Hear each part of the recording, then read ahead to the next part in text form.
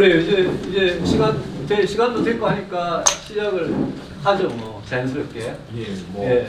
그럼 주인이시니까 주인이 먼저 그러면 한 말씀 하시고 뭐 아무거나. 예. 찾아 주셔서 감사합니다. 예. 오프닝 뭐. 예. 아유 뭐 저기 뭐 다 아시다시피 저희 대표님은 요즘 정치계 근황의 아이콘 아니시겠습니까?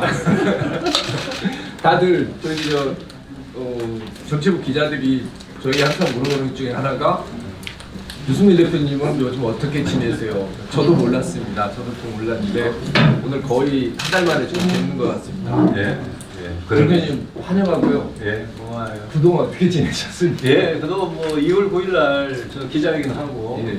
이제 합당 선언하고 예. 또 불출마 저는 뭐 불출마하고 그러고 나서 한 40일 넘게 그 공천이 계속 진행되고 있으니까 제가 공천이나 당권이나 지분이나 이런 데 뭐 일체 요구 안 하겠다고 했으니까 그냥 지켜보면서 뭐 때로는 안타까워하면서 예, 그렇게 조용히 지냈고 이제 공천 다 끝났으니까 제가 뭐 그런 말 했지만 공천이 잘 됐든 잘못됐든 이제 우리 후보들이니까 이제는 우리 후보들이 꼭 이번에 국회를 완전히 바꿀 수 있도록 특히 제일 중요한 데가 서울, 인천, 경기 여기 수도권이니까 수도권 이 승부처에서 확실하게 압승할 수 있도록 저도 뭐 부족하지만 또 제가 모자란 부분도 많지만 제 조금이라도 도움이 된다면 도와드리려고 예, 그렇게 하고 제가 김웅 후보님은 만난 지가 얼마 안 돼요 사실.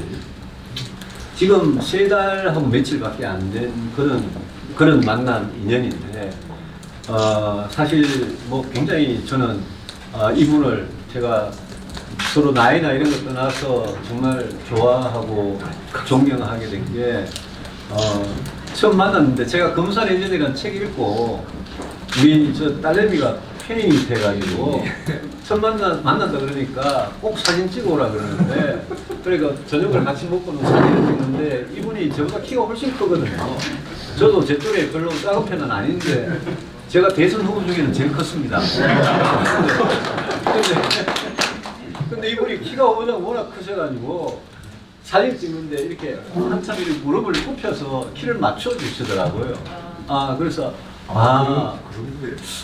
이분이 모르겠어요. 제가 검사님들에 대해서 함부로 이야기하면 안 되지만 제가 봤던 검사들하고는 굉장히 달랐고 책에 명랑한 생활인 검사라고 스스로를 이렇게 이야기하는데 처음에는 책만 봐서 인터뷰만 봐서는 명랑한 생활인 검사 이게 뭐지 싶었는데 그러고 나서 자주 밥 먹고 이야기하고 정치하라고 제가 이렇게 설득하고 유혹하고 이러면서 접해보니까 너무너무 정말 명랑한 생활인 검사가 왜 그런지 제가 가슴으로 이해를 하게 됐어요. 너무 좋은 분을 우리 미래통합당에 그때는 이제 새로운 보수당에서 유일하게 영입을 한 분이지만 우리가 통합이 되면서 미래통합당에 송파갑 여기 같이 정말 중요한 지역에 국회의원 후보로 된 거 너무 저는 기쁘고 그래서 정말 기분이 좋고 그래서 오늘 힘들죠. 제일 힘든 게 뭐 어떤 게 제일 힘들어요? 일단 저는 이제 뭐 많이 돌아다니는 것도 힘든데 제 이제 약간 저 되게 요즘 어려운 게 뭐냐면 어떤 민원 같은 게 이렇게 들어왔으니까 민원이 들어오면 이게 다 고질적인 민원이기 때문에 어려운 점이 꽤 많은 겁니다. 맞아요. 그러면 제가 이제 다 파악을 해보고 기관에 물어보고 법률적으로 검토를 해보면 이게 상당히 어려운 점이 많아서 주민들한테 처음에는 이걸 제가 검토를 해봤더니 이런 문제점이 있고 법률적으로 이러한 문제점이 있습니다. 그렇지만 저희가 열심히 해보겠습니다 라고 이렇게 말씀을 드렸거든요. 그랬더니 그렇지만 부분 다 빼고 앞부분만 되게 소극적이고 부정적으로 본다 이렇게 이야기를 하는 겁니다. 그래서 앞부분에 그걸 빼고 제가 반드시 해내겠습니다 라고 이야기를 하는 게 확실히 득표에는 유리할 것 같은데 좀 제가 말씀드렸듯이 이게 사기꾼 때려잡겠다고 나왔는데 약간 사기꾼 되는 것 같거든요. 그래서 그 두 가지가 막상 선거를 하려고 보니까 표가 눈에 와르나는 거리니까 그 사이에서 어떻게 행동을 해야 될까 그게 좀 고민이 됐는데 대표님도 그런 아이고 뭐 많죠. 저도 뭐 16년을 국회에 있었으니까 이 주민들께서 시민들께서 국회의원한테 이야기하는 민원이라는 게 이게 사실은 보면 구청이나 시나 어디 다른데 다 거쳐서 안 된다 그러고 나서 보통 국회의원한테 옵니다. 그러니까 민원 중에 이게 국회의원 입장에서 요즘 뭐 김영란법 이런 거 있지만 그래도 주민들이 정당하게 요구하는 거는 풀어드려야 되는데 국회의원 입장에서 이거 해결하려다고 알아보면 이미 관련 부처나 시나 구나 이런 데에서 아 그거 검토해 봤는데 이렇게 안 됩니다 다 듣고 나서 마지막에 거의 마지막에 오는 게 여의도 국회의원한테 이제 오는 민원이에요. 그러니까 고질적인 민원이라고 표현을 하셨는데 이게 문제 해결이 굉장히 안 되는 건데 솔직하게 저는 하는 게 좋다고 생각해요. 이거 내가 국회의원 되면 무조건 해결해 주겠다라고 하면 그분이 저는 뭐 앞에서는 좋아할지 몰라도 속으로 이 사람 거짓말 한다라고 생각할 수 있을 거예요. 그래서 이거 제가 알아보고 끝까지 중간중간에 이거 알아보니까 이런데 이런 여지가 있으니까 또 노력해보고 있다라고 중간에 보고를 드리고 안 되더라도 그때 이렇게 안 됐다라고 보고를 드리면 그러면 그런 민원을 제기하신 시민들께서 아, 이 사람이 날 위해서 진짜 진심을 가지고 애는 썼구나. 그렇게 알아듣기 때문에 좀 솔직하면 좋겠고 근데 국회의원의 힘으로서 국회의 힘으로서 굉장히 어렵지만 해결할 수 있는 것도 있습니다. 제 같은 경우에는 제가 처음 초선에 갈 때 제 지역구 한가운데 군용 비행장이 있었는데 그거 옮기느라고 법 만들고 하면서 지금 10몇 년째 끌었는데 이제 드디어 해결을 이제 하기 눈앞에 있는 그런 상황인데 그거는 사람들이 그거 불만한 그런 공약을 왜 하냐 바보같이 옛날에 대통령 제 지역 출신 대통령도 해결 못하고 대통령 정권 바뀔 때마다 와가지고 공약했는 헛공약 되고 다 해결 못했는데 그거 왜 하냐 그랬는데 그렇지만 이거는 꼭 해결을 해야 되겠다 싶으면 법을 바꾸든 예산을 따오든 해가지고 아마 꼭 그래 아마 박인수 의원님께서 통합소송도 그런 차원에서 열심히 하신 것 같아요. 그래서 주민들한테 여안에도 이제 앞으로 이런 거 만들어서 집집마다 이제 보내면 이 안에 이제 우리 김웅 후보의 공약 같은 게 이 안에 이제 다 들어가는 건데 공약을 절대 이렇게 진짜 막 불가능한 거 너무 심하게 하지 않되 그래도 내가 과거에 못했지만 내가 한번 이걸 딱 뭐라 그럴까요? 딱 물고 늘어져 가지고 이거 꼭 해결해 보겠다 싶은 그런 거는 또 꼭 좀 하는 게 좋고요. 그래서 좀 주민들한테 이렇게 뭐라 그럴까요? 투명하게 내가 이걸 위해 노력하고 있는 거 알리면서 결과가 좋으면 다행이고 안 되더라도 주민들께서 섭섭하지 않으시게 아침이랑 저녁 때 이렇게 나가서 이렇게 만나보면 처음에 갔을 때하고는 뭐 되게 다른 분위기거든요. 꼭 이번에는 좀 바꿔서 이게 정부가 지금 하고 있는 방향이 잘못됐다는 분명히 알려달라.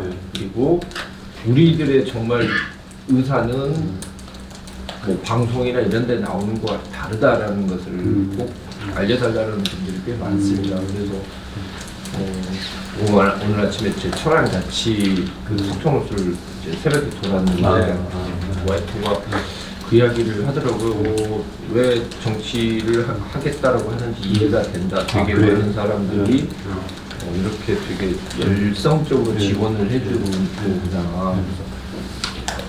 전혀 아는 사람들이 아닌데도 이렇게 강한 그런 지지 의사를 표현하는 게 뭐겠느냐 이런 이야기를 하더라고요. 저희가 실제로 피부로 느끼는 것은 변화가 정말 큽니다. 지금 이대로 가면 안 된다라는 그런 인식이 꽤 강한 것 같고. 그래서 뭐 지금 언론에서 여론조사 같은 거 많이 발표되고 있지만 수도권에 여러 지금 수도권이 뭐 121개 지역구가 있는데 우리 미래통합당이 제법 이렇게 막 지는 걸로 이렇게 나오는데 저는 총선이든 뭐 대선도 마찬가지지만 특히 총선은 각 지역구의 승부가 결정되기 때문에 총선 여론조사가 맞는 경우를 제가 잘 못 봤습니다. 저도 선거 여러 번 치러봤지만 그래서 저는 뭐 우리 미래통합당이 절대 이 여론조사 언론이 발표되는 거 보고 기가 죽거나 이럴 상황은 절대 아니다. 근데 한 가지 이제 굉장히 우려스러운 게 코로나 사태 이 위기가 여야 보수 진보를 떠나서 정말 힘을 합쳐서 이거 빨리 극복을 해야 되는 위기인데 이 코로나 사태가 이렇게 터지니까 이게 너무 뭐 이렇게 블랙홀 같이 모든 이슈를 다 삼켜버리니까 지난 3년 동안 문재인 정권이 경제, 안보, 또 정의롭고 공정한 사회를 만드는 이런 당초의 약속을 못 지키고 국정을, 나라를 망친 그 부분에 대한 심판, 이게 분명히 이제 이 선거의 본질 중에 중요한 거고, 그러고 나서 우리 대한민국의 미래를 위해 선택을, 어떤 후보를 선택하느냐 이건데, 근데 그 심판하는 그 부분이 지금 뭐랄까요, 좀 이렇게 묻혀 있다 그럴까요? 그런 부분이 있는데, 저는 우리 국민들께서, 송파갑의 주민들께서 자기 한 표 한 표가 이게 정치를 바꾼다고 굉장히 중요하게 생각하기 거기 때문에 저는 선거일이 가까워질수록 저는 그 부분에 대해서 유권자들이 다시 각성을 하고, 그래서 저는 분명히 좋은 결과가 나온다고 생각하고요. 제가 김웅 후보한테 그냥 300명 국회의원 중에 제가 특별하게 좀 바라는 게 있습니다. 이 검사를 하시고 이번에 검경수사권 조정하고 공수처 문제 그거 직접 이렇게 담당하다가 좌천되고 사표를 쓰고 이러면서 나와서 그 사기 카르텔이라 그러셨잖아요, 표현을. 이번에 이제 국회가 지난 1월에 통과시킨 그 법안들에 대해서 그 표현을 쓰셨는데, 검사로서 검찰개혁, 또 정의롭고 공정한 사회를 만들기 위한 검찰이나 경찰의 어떤 개혁, 이것도 굉장히 중요하지만 국회의원이 되면 다른 경제나 국가 안보나 다른 것도 충분히 눈을 돌리고 공부를 해서, 저는 그냥 검찰개혁 거기에만 머무르는 그런 국회의원이 아니라 우리 김웅 후보는 자기가 열심히 스스로 이렇게 단련을 하고 공부를 하고 정말 이렇게 그렇게 하면 스스로를 준비해 나가면 저는 굉장히 훌륭한 정치인이 될 수 있는 그런 후보를 이번에 미래통합당에서 여기에, 저희들 후보 중에 제가 뭐 정말 딴 데 가서 조심해야 될 말이지만 정말 제일 훌륭한 후보를 내놨다는 게 제 진심이고,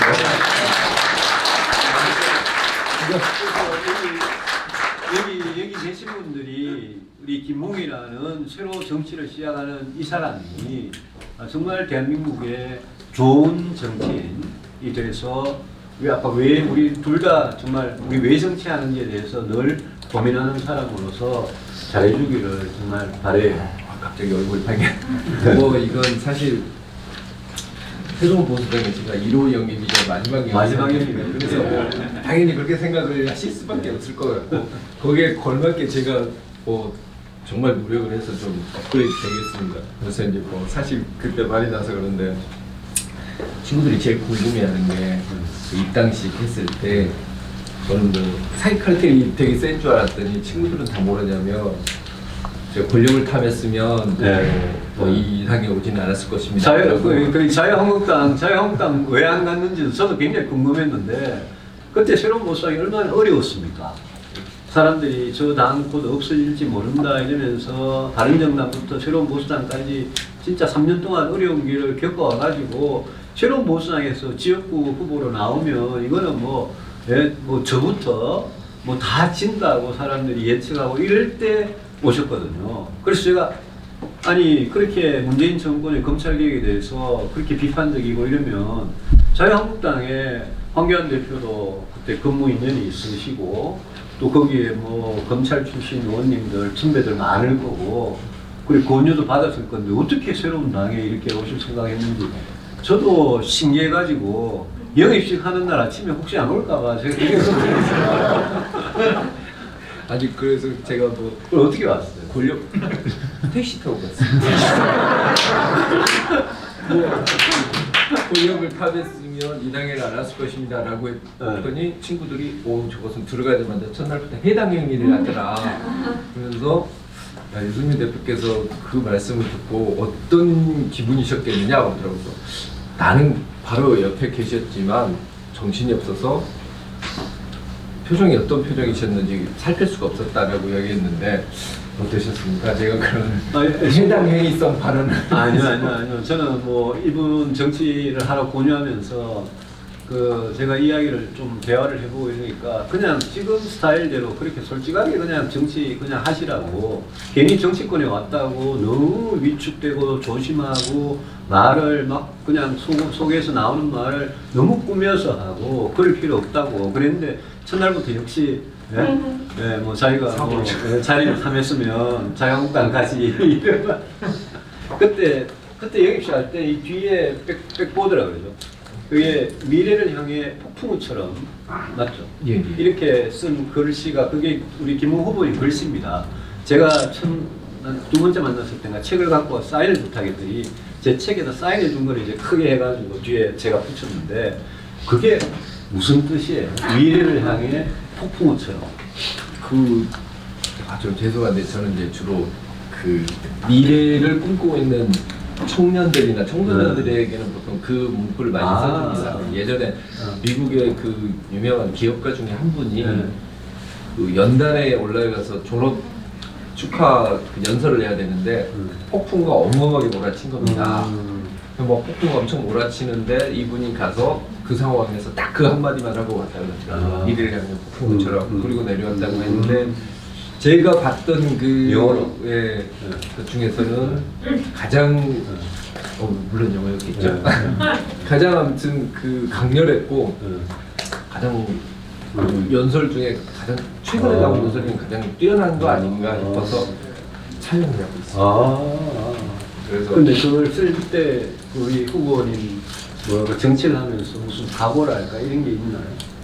일단 저기 이제 새로 출발을 하거나 미래를 바꿔야겠다고 생각하는 그런 분이나 그런 사람들에게는 제가 주로 그 글을 많이 쓰고 있거든요. 저 자신에게도 하고 싶은 이야기고, 그러니까 미래를 향해 갈 때 우리가 보통 보면 뭐 버슬리처럼 이렇게 조금 갈 수도 있지만은 그 정말 그 대지를 한번 막 적실 때는 정말 미친 듯이 한번 몰아치는 그런 힘 같은 게 있지 않습니까?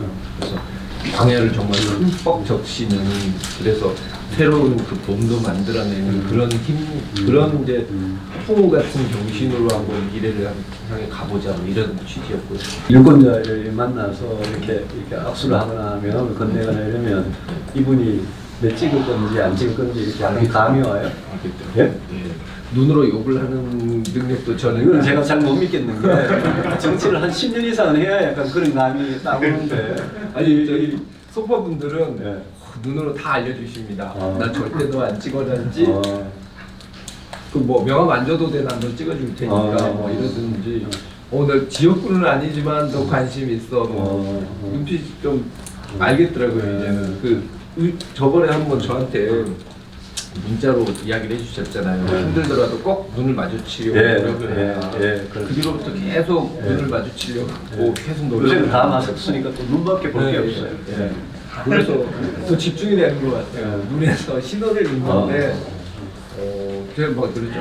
눈으로도 욕을 할 수 있구나 사람은. 그런 것을. 제가 이렇게 다녀보면 서울시는 전체가 다 부동산, 세금, 교육, 이 세 가지는 서울시에 뭐 이게 중요하지 않은 지역구가 거의 없다고 봐요. 강북은 강북대로, 강남은 강남대로 부동산하고 세금 이 문제는, 그래서 우리 강남에 예컨대 출마하신 유경준 후보나 동대문 의뢰에 출마하신 이혜영 후보 같은 경우에는 서초 갑에 있으면서 부동산하고 세금하고 재건축 재개발 이쪽에 굉장히 많이 노력을 했어요. 그래서 노하우가 상당히 있거든요. 저 어디 양천이나 강서나 이런 데 가도 이슈가 딱 그렇게 집약이 딱 되거든요. 예컨대 여기 뭐 풍남토성이나 어디 가면 쓰레기 소각장이나 이런 지역에 이제 특수한 이슈가 있지만, 그 말고 나머지는 많은 분들이 부동산과 세금과 자녀 교육, 좋은 중학교, 고등학교 특히 이런 데 관심이 제일 많기 때문에, 거기에 대해서 저는 우리 김웅 후보 같이 검사 출신이지만 오히려 그런 걸 공부를 좀 많이 해가지고 부동산 세금 이쪽에 저는 굉장히 좀 앞으로 좀 이렇게 전문성을 가지고 뭔가 일관되게 정책을 펴나가는 그런 국회의원이 되면 저는 이 주민들이 아마 굉장히 좀 반길 거예요. 그리고 이 문재인 정권이 워낙 서울 시내 안에 예컨대 옛날에 이명박 정권에서 하던 도시 재생 같은 거, 뭐 뉴타운 같은 거 이런 거하고 상당히 거꾸로 가는 그런 방향이 많고 규제가 세고 세금이 높아지고 이렇기 때문에 여기에 대한 주민들 불만이 굉장히 크거든요.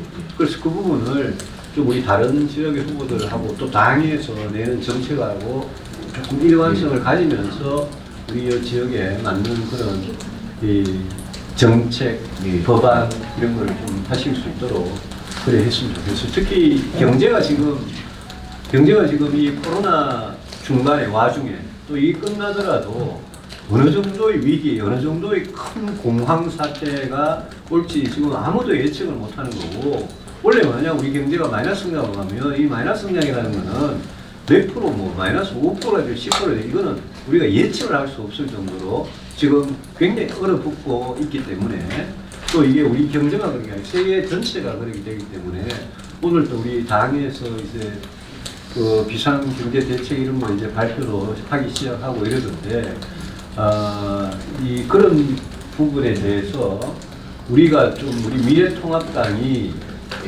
이 사태가 코로나 사태가 끝나고 나면 경제 위기를 빨리 극복할 수 있는 그런 대안과 그런 걸 할 수 있는 능력이 있는 그런 정치 세력, 그런 정당 여기에 사람들이 시민들이 많이 주목하게 될 것 같은데 좀 그런데 우리가 좀 더 잘할 수 있다 이런 걸 좀 보여주고 문재인 정부는 이 위기 극복도 이 사람들이 지난 3년간 소득주도 성장이라는 걸 해왔는 걸 봐서는 이 사람들이 돈을 무원칙하게 쓰는 거 이외에 뭘 할 수 있겠느냐 이런 비판이 있는데 우리는 같은 세금 또 국가 뭐 채권을 발행해가지고 빚을 내가지고 하더라도 우리가 정말 돈을 더 잘 쓸 수 있고 경제 회복을 더 빨리 시킬 수 있는 그런 세력이다라는 걸 꼭 좀 보여줬으면 좋겠고 우리 김 후보한테도 그냥 단순히 자기 카르텔을 때려잡는 검사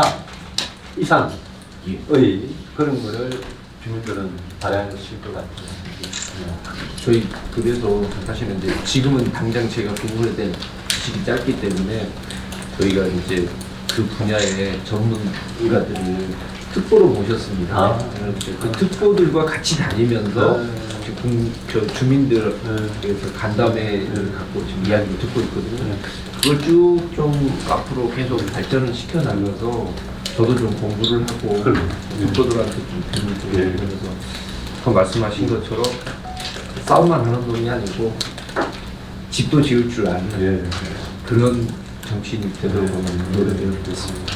이제 마지막으로 제가 사실은 이제 밤에 이제 거의 뭐 새벽에 다 돼서 끝나서 이렇게 집에 갈 때 항상 드는 생각이 뭐냐면 아우 오늘도 이렇게 많이 하고 절도 많이 하고 인사도 많이 하고 사람을 많이 만났는데 근데 왜 나는 저 정치라는 걸 한다고 이렇게 나왔을까 그 질문이 계속 나오거든요. 그래서 사실은 그 대표님의 그 대표적인 정치 화두가 그것입니다. 나는 왜 정치를 하는가. 저 같은 이제 정치 신인에게 도움이 되는 말씀 하나만 전해 주시죠. 제가 평생 간직을 하겠습니다. 글쎄요, 가볍게 이야기할 수가 없는 부분이고, 저도 제가 정말 매일 내가 왜 정치하는가에 대한 자문자답을 하려고 이렇게 노력을 하고, 뭔가 특히 어려움에 겪고 좌절하고 이럴 때는 특히 그런 생각이 이제 더 들고 그렇습니다.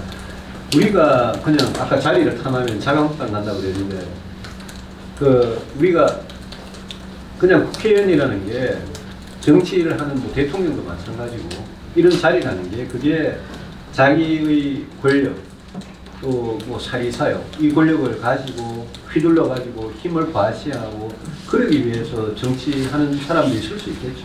근데 저는 우리 김 후보님이 지금 정치를 처음 시작하면서 이게 당장 급하니까 선거에 열중하시되 이제 국회의원으로 당선되시면 정말 아까 그 화두 나는 왜 정치를 하는가라는 화두를 매일 생각하셔서 정치를 자기가 왜 하는가라는 게 정치라는 게 이게 뭐 국민들께서 얼마나 손가락질하고 욕하는 겁니까?